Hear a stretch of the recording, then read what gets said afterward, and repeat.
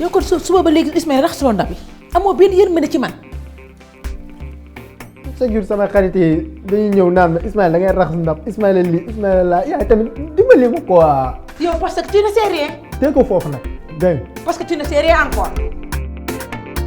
yaayu sëyu xale ay mag ñoo ciy jàpp dimbali ma rek bu ñëwee bëgg dugg ci kër gi bàyyi ko mu dugg ñëw toog na ko déglu rek.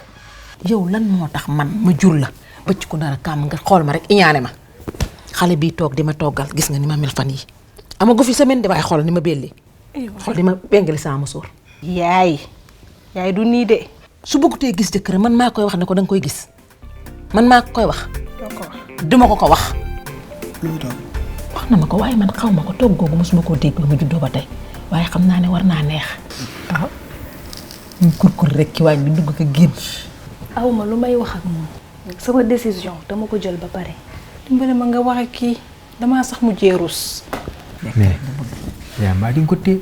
ah kii man ko damay dëpp daal yi dem fenn sonn ci ceeb yu tooy quoi xam nga rek.